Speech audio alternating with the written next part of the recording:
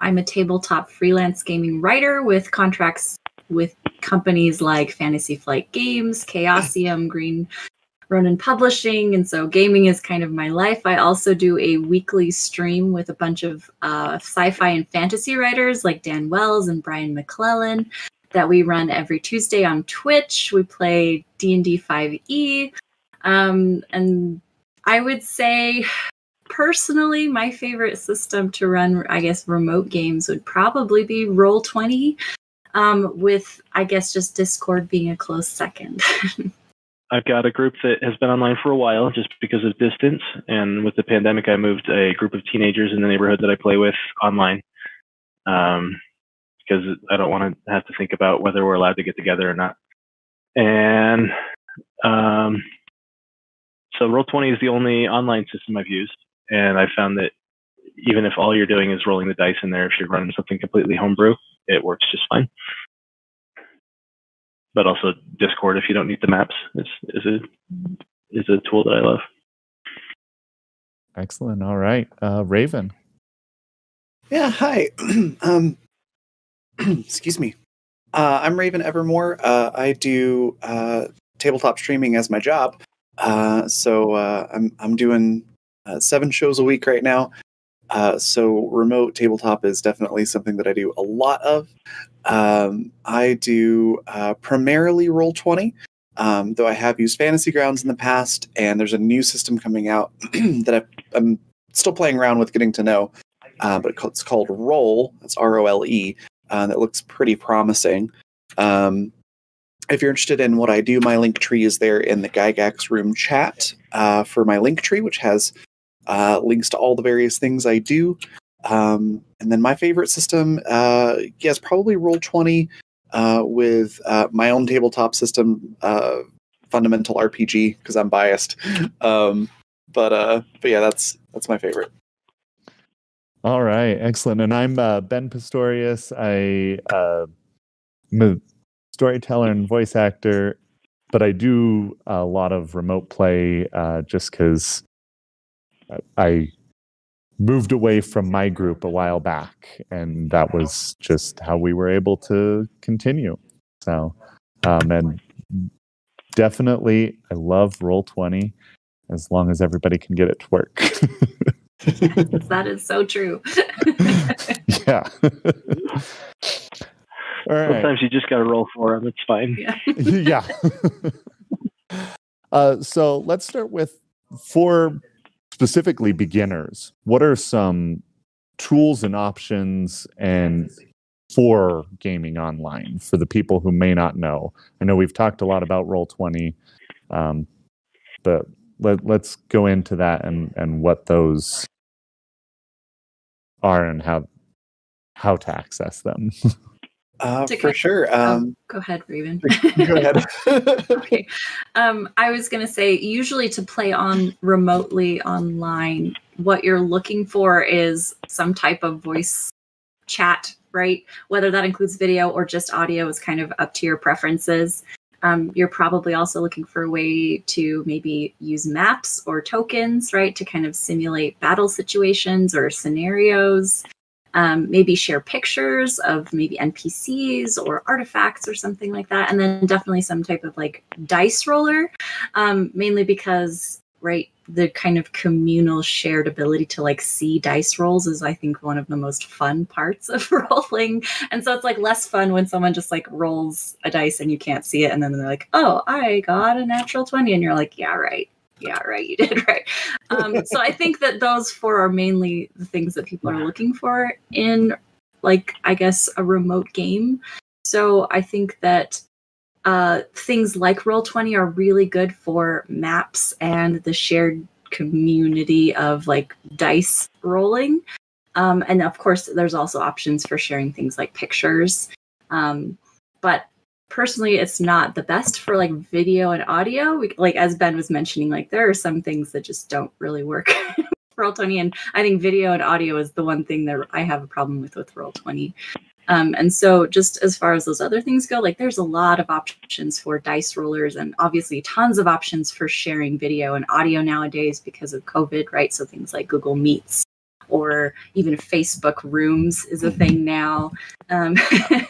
Right. And so I think that if you're looking for those 4 things, right, there's so many options nowadays if you know exactly what you want to look for. So that was kind of just like an overview umbrella answer.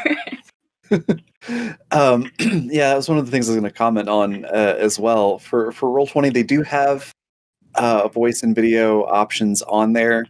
I've found them to not be super reliable, particularly since the pandemic, because there was a lot more people on Roll20 than there used to be, and I think they're even still trying to compensate for that.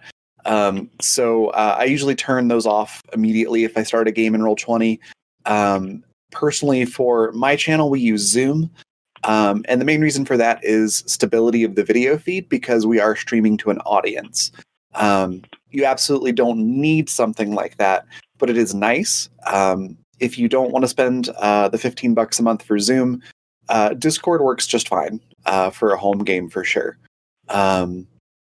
It works pretty well.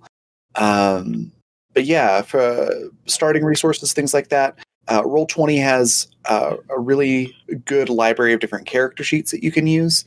If you are using your own system or something like that, this is something that I have to do with Fundamental RPG.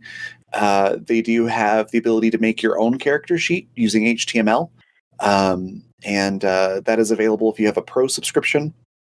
But for most games, if it's at least somewhat mainstream, it's probably got a character sheet already in there.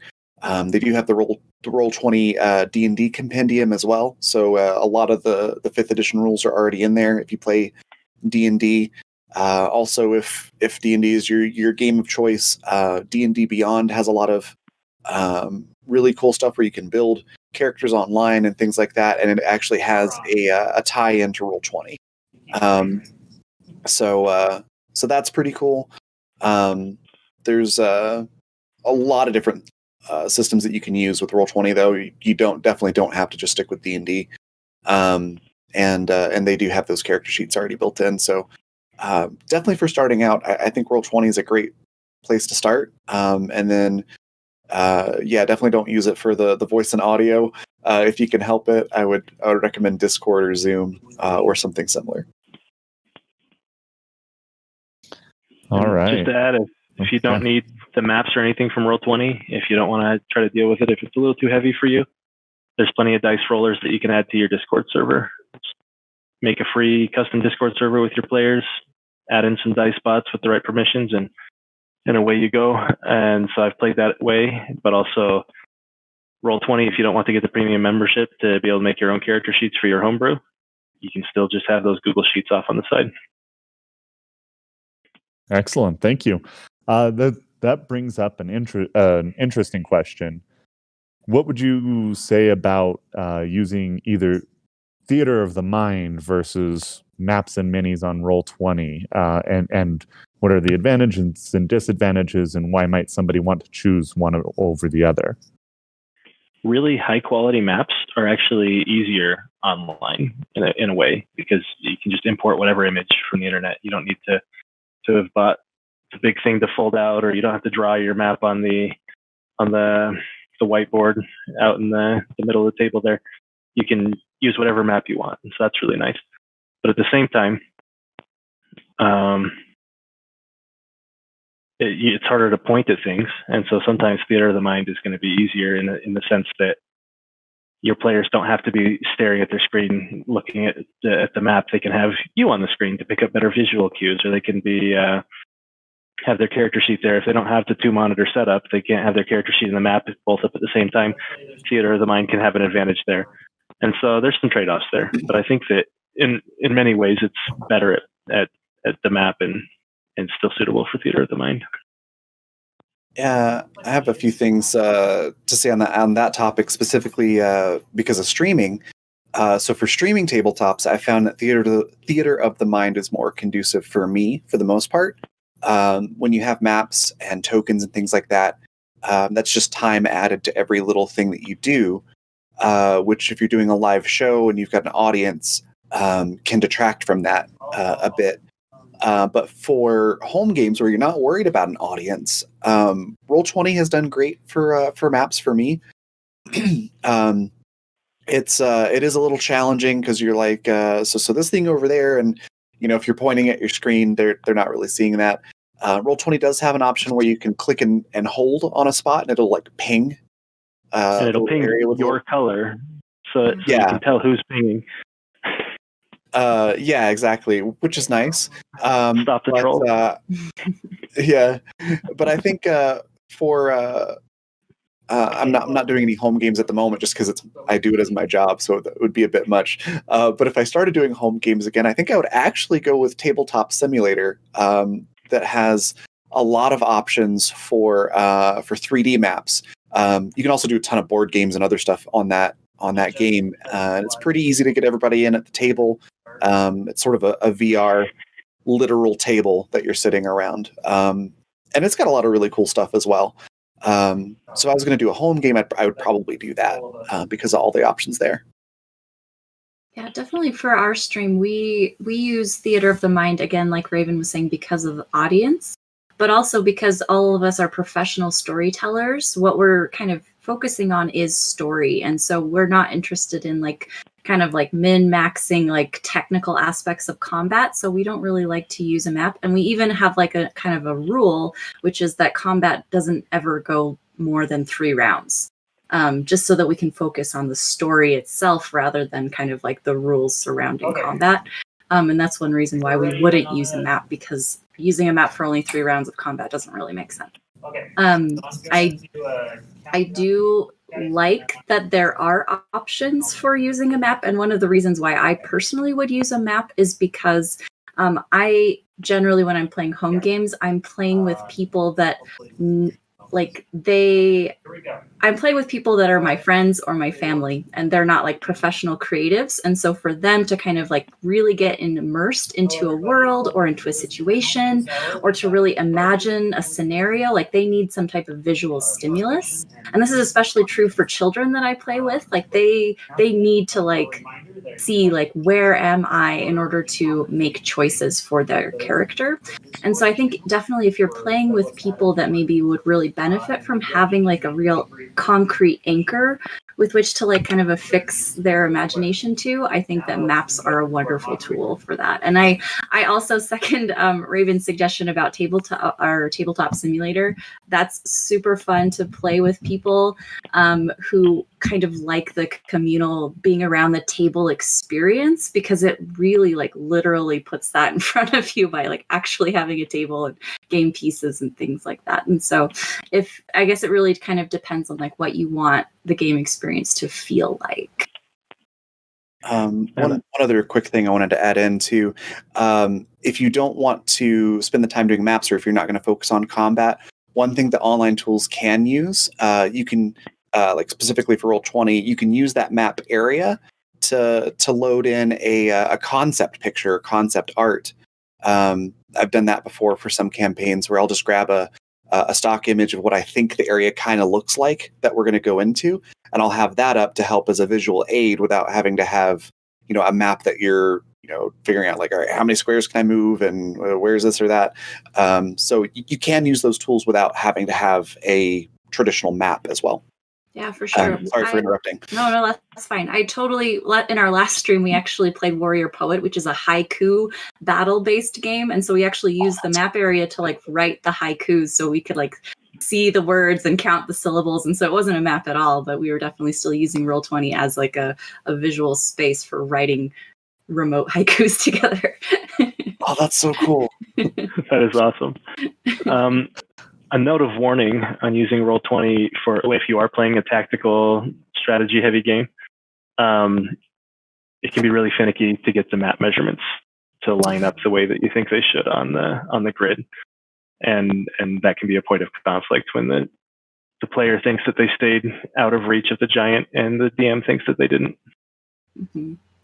I think one way that I've personally used to get around that is by building my own maps, because then I can obviously use something like Incarnate, that's an online map builder that actually allows you to determine the dimensions of the map itself. and then kind of determine like how that will play out as a pixel grid.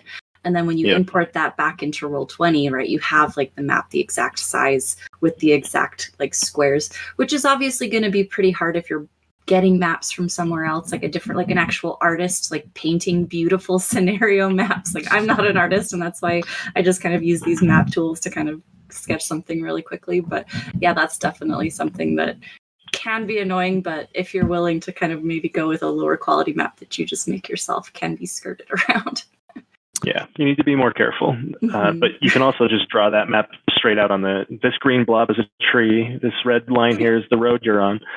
And you can do it that way and have accurate measurements if tactics are what you're looking for. But if you're trying to use a beautiful map you found online and also expect the tactics to be there, you got to be really careful with having the grid match up.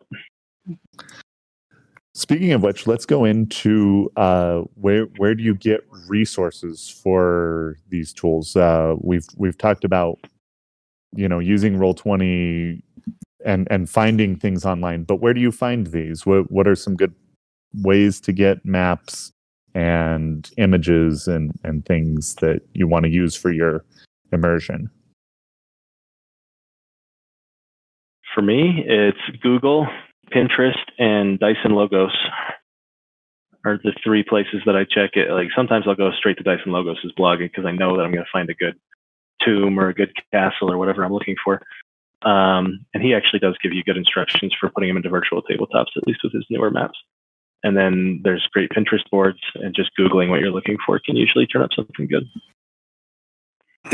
Yeah, Drive Through RPG has a lot of resources there for a lot of different games that you can get. Roll20 itself has a lot of tokens and maps and things that you can purchase in the marketplace. D&D Beyond as well. One thing I would say with Google is great for finding websites where you can purchase stuff. But I do always caution against doing like image searches on Google for stuff because a lot of times you'll find images where the artist isn't given proper credit for it. And that's especially not great if you're going to be streaming, because then you could be making money off of somebody else's work that they're not getting any credit for. So I do tend to stick with purchased stuff, but also if you're not specifically looking for maps, but more for like concept art or photographs, things like that, or character tokens that you can quickly make, stock image sites are fantastic. Ones that offer free stock images where it's free use license. Because I do all my stuff professionally, I use Envato Elements. It's kind of pricey for a subscription if you're not using it for business related stuff. But it is really nice. They've got photos and graphics and music, all kinds of stuff on there. Literally tens of thousands of resources on there.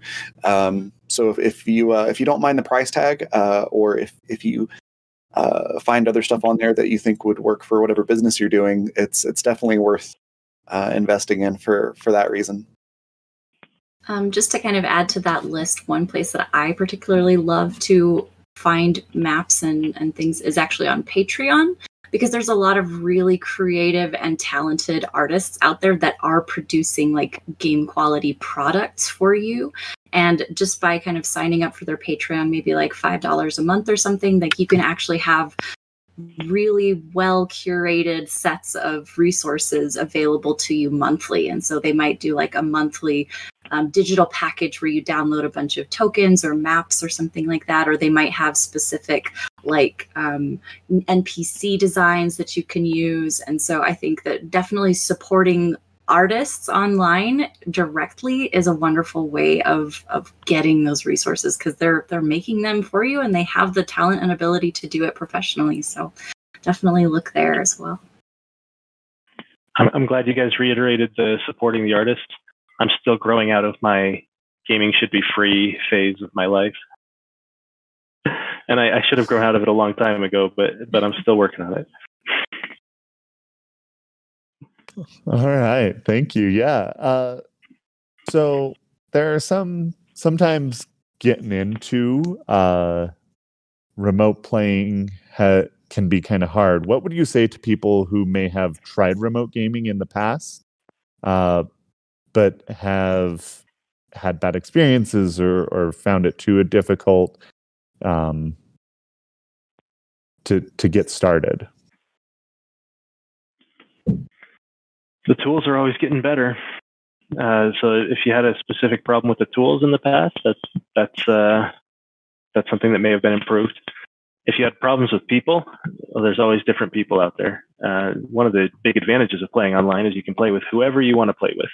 So if you got friends in college that you used to play with, you could ring them up and say, hey, how about we get an online game together? If there's a Discord server that you hang out in where you think you generally like those people, you could try and experiment playing with those people. And so there's a lot of options out there if it was a people problem when you had a bad experience. And if you're specifically having like a problem with like maybe something like Roll20, I particularly like that Roll20 has kind of like looking for groups boards or like places where people who are specifically looking for help or for experienced GMs who have used like the tools like Roll20 before, like you can actually directly find them through the website itself. And so if technology is something that you're having a hard time with, it's actually quite a lot easier nowadays to find people that know what they're doing to really help facilitate the game experience that you're trying to get. So that's helpful. Yeah, I would echo all of that as well. If you've tried it in the past and it didn't work that great, they really have come a long way. Every single tool that I've used has been just infinitely better than it used to be. Also, if you've had bad experiences with online tables before, just because of a GM that wasn't experienced enough, or it definitely is a different dynamic playing remotely than it is at a physical table. A lot of DMs, including myself, use safety tools now, which help a lot with remote play, such as the X/O card, which basically means at any point you can throw out an X into chat to say, I have a problem with something that's happening, and I want to discuss it before we move forward. / meaning, I'm okay, but maybe let's gloss over what we're talking about and move on, all the way to O, which is, yeah, I'm fine. So there's safety tools like that you can throw in. That's just a super basic one. There's lots of others that are great. My channel uses a couple of different safety tools like that. So that can help with your experience just playing remotely as well. And those didn't used to be there. Yeah, absolutely. We always use safety tools as well in the streams that I do and the remote play that I do, because it is hard to like read people and their emotions when you're remote. And so you definitely can have instances where there are miscommunications or things that can cause conflict that you just like don't pick up immediately like you would maybe like sitting next to somebody. And so I think things like discussing game expectations of like what would be acceptable situations and what would not be acceptable situations. We always use the safety tool lines and veils where, we have like a hard line of like what's not okay, what should not ever show up in the game, versus veils, which is kind of like we fade to black. We don't really talk about the details of those types of situations, just so that everyone can be on the same page. And so like no bad surprises can occur. Or, if something does come up, we can just like type X in the chat and say like, no, let's skip that. So yeah, definitely those types of tools do make for a more personal and I think kind of like safe gaming environment. I'm so glad I'm on this panel because I've got a session tonight in the darkest campaign I've ever run that's going to get darker than the rest of the campaign. And I'm going to have to tell them about this X thing. Really helpful. Excellent. Yeah. I'd recommend looking up the remote control safeties as well. Those work really well. So that brings up an interesting question. What are some challenges to remote gaming that you don't have to deal with and don't expect moving from physical tabletop gaming? That's a great question. Definitely sharing snacks is a lot more difficult in remote play than at a table. I get so jealous. Ravyn, you don't have a teleporter plugged into your desktop? I mean, if you've got the means, I suppose you could order DoorDash or Uber Eats, something like that. But no, a lot of them I think we've already touched on a little bit. So, maps are a little bit harder. You've got the challenge of I know specifically for Roll20, you've got to designate like, okay, this token is controlled by this player. So sometimes you can have instances where you're like, I can't move my person. It's also harder to read people a little bit. If you're at a table with somebody and you're getting into a really intense session where there's a lot of drama or something going on, you can sense someone's emotional state by being next to them, and it's a lot harder to do that online. So it's a little bit harder to get fully in character, I think, with remote play, at least in the beginning. Once you're experienced with it, it's not too bad. But especially when audio quality stops you from doing the voice you want to do for your character. Yeah, it's really hard to stay engaged. Yeah, I definitely have a character where I have to back away from the mic because of that, because he's very loud. But that's a few things. Yeah, I think there's a general expectation when you're at the table in person that people don't have their devices there sometimes, or some tables, everyone has their own rules at their tables, right? But when you're playing online, the expectation is that everyone does have their devices there. And so it takes a little extra discipline for people to stay on task. Like I know that I have players who are playing video games during the session, right? And I could tell because they get distracted and they don't know what's going on in the fight. And so it takes a little more discipline. And that's something that maybe you don't expect people to go quite so far, but they do. Excellent. So let's move on real quick to what are some advanced tools for people who have been doing online gaming for a bit, but they want to step up their game. What are some available tools out there to be able to do that? So one tool that I actually started using, and I don't recommend it just yet because I'm still kind of new with it, but one thing that I've had fun playing with so far is another, I guess it's like a remote gaming app called Astral. And the reason that one is fun is because it has dynamic lighting just like Roll20, but it also has weird things like weather simulation, which is really bizarre, but super fun to play with. Weather simulation, like you can see rain on the battlefield, yes, or weather simulation, like exactly. Broad scale. This is what the hurricane looks like from this far away. Yeah. So not the second one. Former, okay. Yeah. So it'll have things like rain or snow or smoke simulations like on a battlefield. It will have like corresponding sound bites for those types of things. So you can actually like hear wind and like lightning and thunder and things like that. And so if you're looking for something that is a little bit more maybe immersive as far as that goes, I think that would be a really fun tool to play around with. I've had a few problems. Oh, sorry, what was that? James? I was gonna say, can you say the name of the tool again? It's called Astral. It's called Astral, and I think again I've had a few kind of experiences where I've been playing around with it, and I think that it is super fun. There's a little bit of a learning curve, just like Roll20, but if you're already familiar with how Roll20 works or how these kind of remote gaming apps work, I think that one's also a really fun one to play around with. I think that Fantasy Grounds, and I personally love Fantasy Grounds, but I've never used it in a game yet because I think that the learning curve is actually quite high. But if you're someone that just like loves technical stuff and loves like customizing things and playing around with stuff, like Fantasy Grounds is a super fun tool that I think someone who's super experienced might find enjoyable as well. Yeah, I ran into that as well with Fantasy Grounds. The learning curve was a little too steep for me at the time. I was just like, I just didn't have time to learn it. But I've heard good things from people who have really dug into it. Also, Tabletop Simulator, we've mentioned that one before. There's a lot of just workshop stuff that you can download for free, but you can make your own models in that and your own tokens, and there's a lot that you can do with that application. That I think would definitely fall under being more advanced. Also, doing your own playlists. Roll20 has the option. I'm not sure if it's on the free version, but I know for the pro version, yes, you can upload your own files. So finding music for your game, and putting together a soundtrack is another thing that you can do, which adds a lot to the ambiance. I do that for all my shows.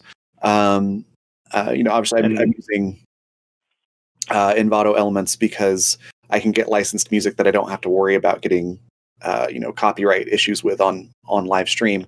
But if you're doing a home game, obviously you get a little bit more freedom with that. Yeah, and with the music, if it is the paid version of Roll20, you can get bots for your Discord server if you're hosting it that way to play that music, and that's something I've been experimenting with recently. I don't tend to do music in person, but it really does help with the ambiance, and I've been happy with that experience so far. Excellent, thank you. Let's talk about now. We've touched on it a little bit throughout. How does gaming change when you're doing it to stream versus when you're just doing it with friends?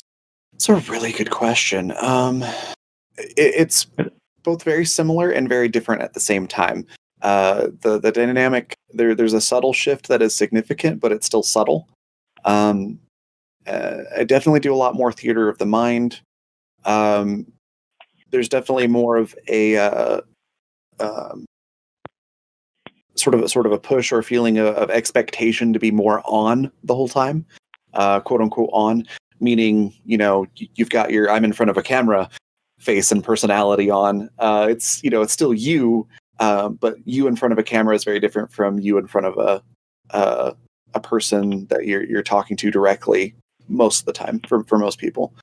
So there is that. There's a lot more theater of the mind because you do have an audience who will need that to kind of figure out what's going on. Also, there's a lot of times audience interaction. So on my channel for monetary donations, and Twitch has a thing called channel points that you get for watching, and you can exchange them for things. We have stuff where the audience will throw D6s out for the cast or the GM to add to their rolls or advantages, disadvantages. We've got one that's called an asset or a challenge, where if it's an asset, then it's for the cast. They can choose a single-use item or a scenario to make the game easier. Or if it's a challenge, then the GM can throw in an environmental hazard or something like that. So the audience can literally increase or decrease the difficulty of the session throughout the live thing, which obviously you're not going to have at a in-person home table game. So I would say if I had to summarize all of that, there's more of an expectation to perform for an audience, obviously, which changes the dynamic a little bit. And a big part of that being on is that you're not going into side conversations so much, right? I know frequently we'll be in the middle of a fight and somebody will do a cool move and we'll go, oh, it's just like that one anime. And the next thing you know, we're talking about anime for half an hour. And I, on that note, when you're playing online, I think it's important to allow those moments to happen because it's a social game. Part of the reason we play is to get together. And since you're not physically together, I think it's worth it to put in that extra time to be socially together, culturally together, talking about those things that you would normally talk about as people are arriving at the session. That does bring up a good point. One thing that we do, and I definitely encourage folks to do this if you're going to stream a game, we have the Twitch chat where we're talking to the audience and each other, but we use Zoom, and so we also have the Zoom chat that only the cast members see. So we can have some of those side conversations while we're still on stream. It's still different from being in person, but we do have that so that we can just talk amongst ourselves about things and have those little it's like such and such time, where we'll make an inside joke that nobody else would have gotten. So yeah, that's a very good point. To the conversation, I totally agree with what's been said, but to add kind of a different spin, I think part of learning how to do remote gaming for our particular stream was learning how to be professional online in an online space. Because I think that as gaming streamers, we're obviously creating a fun community but we're also producing something that we consider is a professional commodity that reflects on our brand. And so I found us doing things like I obviously felt like I had to do my hair a particular way or wear a certain amount of makeup before we started rolling, because I felt like, like we're entering a professional space. And so I need to look a certain way. And particularly as a woman, like women are judged online so often, right?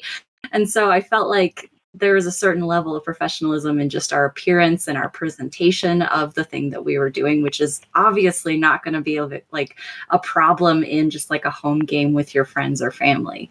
Kind of tied along with that is that we actually have a full-time producer who is in charge of tech problems, just so again we can kind of maintain that level of professionalism, so in case something happens, like he can take care of it backstage essentially while we continue things.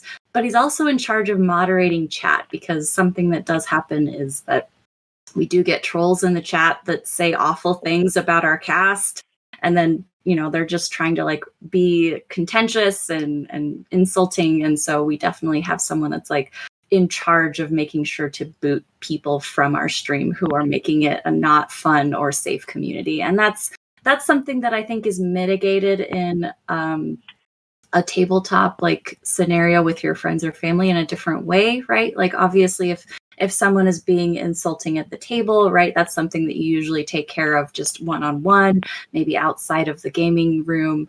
But online, it's just kind of like, nope, one and done, you're gone. we're not gonna allow you to be in this space.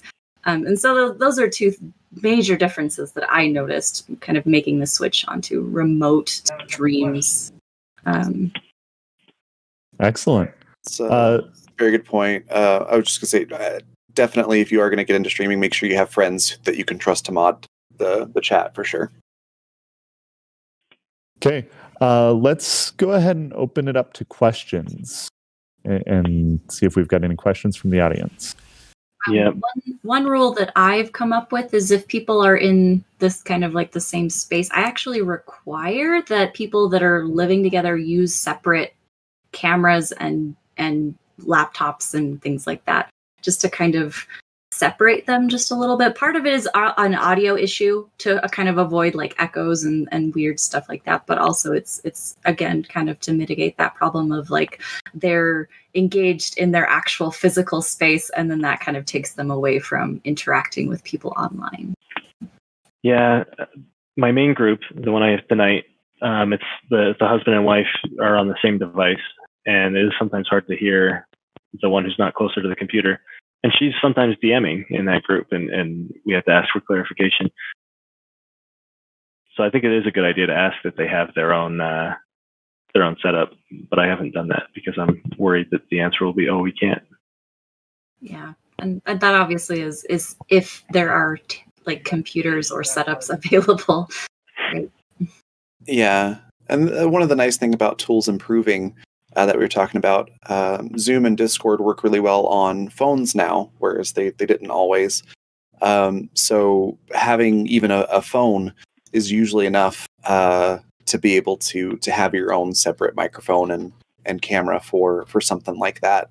Even if you're relatively close to the other person because you're sharing, the computer to see the map or something like that, you can still have your own separate setups. I've got a couple players that they don't have a computer setup to do camera and microphone, but they call in over their phone with Zoom and then do the rest on their laptop.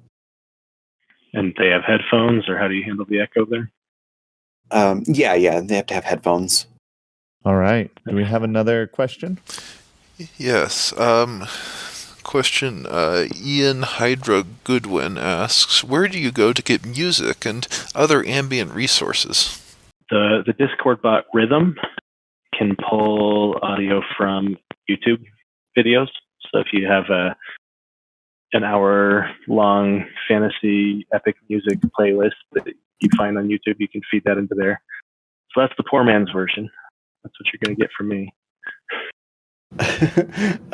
Yeah, there's a ton of resources. One of the ones that Roll20 uses, but they also have their own separate site, is Tabletop Audio. Also, I mentioned Envato Elements. That's where I go to get my music. So if you're planning to do a professional stream, where you're going to have a lot of different music for different shows, things like that. Highly recommend that. I've had fantastic experience with it. There's a lot of other sites out there that do things like that. I know Pretzel is a relatively new site. I haven't used it myself yet, but I've got a lot of streamer friends who do. And it's supposed to be royalty free, copyright free music. So again, if you're planning on streaming, that's another potential resource you could go to find music for it. But a lot of the music on Roll20, even for the free accounts, are really great. The only downside to it is it is a limited selection. So after a while, you're going to hear repeat tracks, or you'll hear those same tracks in other games on streams and stuff, and be like, "Oh yeah, this is from that one game." So your brain does get a little bit of like, I'm in the mindset of what I was in that other game where I first heard it, and it can be a little distracting at that point. But it's still fantastic stuff. Kevin MacLeod is one of the artists that does a lot of that music. So if you look him up online, he's got a ton of really great stuff as well. A lot of it is available for free. The thing that I actually particularly love about the Roll20 music jukebox is that you can actually also kind of preload music to different maps.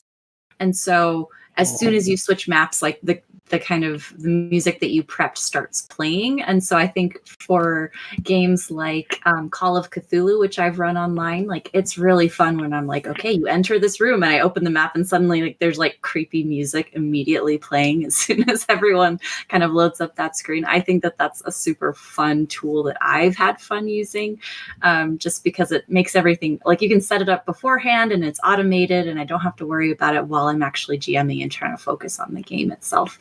And so, just having that built into Roll20 has been super helpful. Yeah, it's really cool.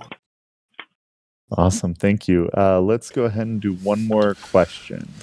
Okay. Chris Primo asks, kind of a tough question, but about how much time should I expect to set up assets for a typical D&D session in Roll20? I guess it depends. So it depends on how much you want to micromanage the experience. For example, I started playing a Tiny Dungeons 2E game with my family, and that included people like my parents who are not tech savvy at all, my siblings who also have kind of like ADHD and attention disorders, and so like they need a lot of help, like really focusing and paying attention. And so in that particular scenario, I spent so much time setting up macro buttons that my parents could just click so that they didn't have to do much more than that, right? And like then everything would work. It took me like probably hours and hours and hours to like look up how to do that because I'm not really a technical person. And so for me, like I just like knew that the particular scenario that I was working with required a ton of setup, just because of the people that I was playing with. However, I do think that there are other times where if you're playing with a lot more experienced people, maybe people that are really good at using theater of the mind, or people that, know Roll20 quite well, or even people that, you just need to give them a character sheet and that's it and they're ready to go, then I think that minimal setup is just fine. You could even wing it if you wanted to and just say like, I'll just Google things as I need to, when they come up. And so I do think that it really depends on the group that you're playing with, if you know the players well enough to kind of make those decisions. And then of course, just what level of micromanaging you're willing to put yourself through. Yeah, if you have really low standards, then you can do a lot better. You can do it a lot faster. I mean, you can. So typically, I'll pull in the monster images I need and scribble out the map during the 15 minutes when we're all saying hello. And the real pitfall there is if you have custom images that you intended to use, or that you haven't found yet that you intend to use, you need to upload those, and the upload time can end up biting you. So I would say, think about what you're looking for, and if your standards are pretty low, you can do it pretty quickly, as long as you're willing to grab whatever you see. Yeah, I would echo some of what's been said already. It really depends on how much you want to put into it. Really, if you're doing theater of the mind, then your setup is real quick. If you want to do just a basic map with some tokens, that can be done in a matter of 10-15 minutes. If you want to set up dynamic lighting or fog of war or things like that, then you're getting into hours and things like that. So it just depends on your experience with Roll20, because the more you use it, the faster you get at it. And then how big do you want to go with it is the other side of that. So to summarize, I would just say it varies quite a bit. I think something that might help you make those decisions is if you kind of create like a GM toolkit for yourself. And this is something that I've done, which is have like maybe like an Imgur, Imager, I don't know how to say that, like folder full, like a gallery of all of like just like art that you want to use, and then make sure you have like little tags on it. So like you don't have to really think about like what art do I need for this session, because you already just like have a folder with tons of art in it. And if you need something, you can just type in orc warrior, and like the tag will just like bring up what you need like instantly. So it does take a little bit of time to maybe like compile a library or asset folder like that ahead of time. But that once you have it, like that's really easy to pull up anytime that you're playing any game. And that might include maybe like a folder of macro buttons that you want to just like have available so that you can just like upload that really quickly to Roll20. That might also include just like a book of maps that you just like regularly go to. So I know I have a Shadowrun game where I just like have maps, and I'm like, this is a map for a small apartment. This is a map for a business building. This is a map for like a street, right? And so I only have like one map for every scenario, but like that's available to me, and I can just pull it in if it's appropriate, And so building yourself just kind of a GM's toolkit just makes deciding how much time do I need before this campaign really easy. Excellent. Thank you, everyone. We just got a couple minutes left, so if you just want to give closing thoughts, pitches, where they can find you. Let's start from the bottom this time. Ravyn? Yeah, so I'm Ravyn. My brand is the Ravyn Evermore, and that covers tabletop design, professional GMing, streaming, voice acting, art, and other stuff. If you're interested in my tabletop system that I've talked about a little bit, you can find it there. It's there in chat. And then if you want to look at anything else that I do, if you want to check out Twitch for those streams or things like that, my link tree is also going to be in chat. And that is linktr.ee/the-RAVVYN if you don't have access to this chat. So my brand is Mindweave RPG, and mostly on my blog, I'm posting about play reports for my games, homebrew monsters that I enjoy making. And I've got a few things on Drive-Thru RPG. My favorite is the Missing Watchmen of Rot Zolter. Seems like somebody would have snatched that up who had better quality than I did. I'm Maddie Murdock, so you can find me at maddymurdock.com. My name is MARIMURDOCK.com to find all of my gaming and fiction that I write. I also, for the Twitch stream that we do, we're at twitch.tv/typecast-RPG to find that stream that I do with sci-fi and fantasy authors professionally. And then also, if you're looking for the games that I've written for, if you look specifically on fantasyflightgames.com, you can find a bunch of games and fiction that I've written. If you just type my name into the search bar, most of the fiction that I've written for that is free to read on there. And then also I have a book coming out from Green Ronin Publishing, which is Ships of the Expanse, which is a supplemental game guide to the Expanse role-playing game. So that's available for pre-order on Green Ronin Publishing's website. And I'm Ben Pistorius. My website's under construction right now, but you can find it at benpistorius.com. It should be back up soon, and you'll be able to see where I'm doing storytelling there. So excellent. Thank you.